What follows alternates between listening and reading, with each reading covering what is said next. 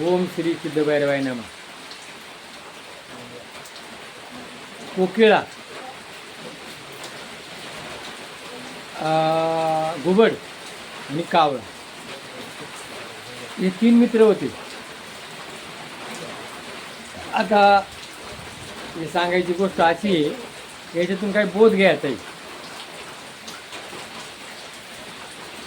हा जो बोध आहे ना, या आजचं 3 जणांचं सरकार आहे ना, यांना लागू पडणार आहे. तर कावळा घुबडाला काय झालं, तिच्या पखामध्ये चिखल अटकला होता आणि मग तिथे ते पखांना कळ लागली. मग ती बा कावळ्याला कावळ्या दादा, माझ्या पखाला चिखल अटकलाय, मग आता मी काय करू डॉक्टर.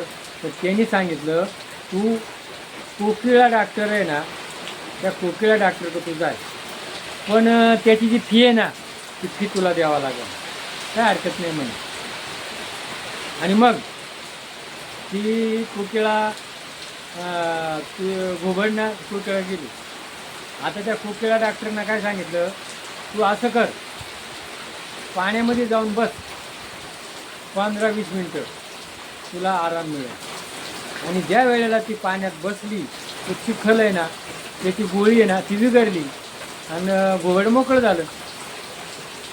आता फी द्यायची पाळी आली, तर घुबड काय म्हणतं, कावळा म्हणा, आता तुला तिची फी द्यावा लागेल. काय येतं सोपं, येतं म्याय केलं असतं. म्हणजे ते जे घुबड आहे ना, ते घुबड काय झालं, बेमान झालं. आणि घुबड बेमान झाल्यानंतर मग आता मध्येच ती कोण आहे, कावळा. मग आता कावळा लपून बसला, फी द्यायची आहे ना.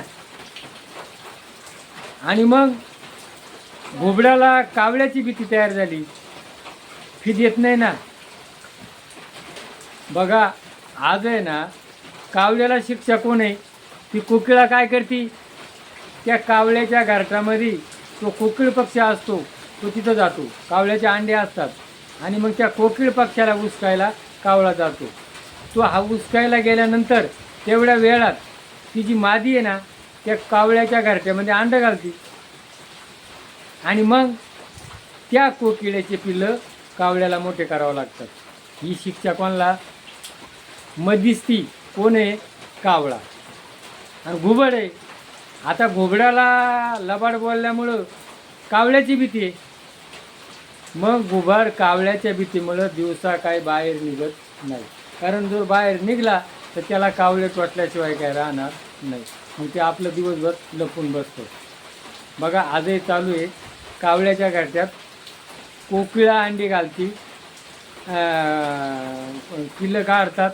ही शिक्षा कोणाला, कावळ्याला. घुबडाला शिक्षा काय आहे, त्याची फी नाही दिली म्हणून त्याला लपून बसावं लागतं. तसं यावेळेला युतीचं सरकार आहे, त्या युतीचं सरकार हे 3 जण आहे, यांनी येताना काय भरोसा दिला होता, का शेतकऱ्यांचा उतारा कोरा करू काय, आणि तो काय अजून झाला नाही. ही शिक्षा त्यांना मिळण्याशिवाय राहणार नाही. त्यांनी कृपा करून या गोष्टीचा बोध घ्यावा आणि शेतकऱ्याचा उतारा कोरा करावा. जय भैरवनाथ महाराज की जय.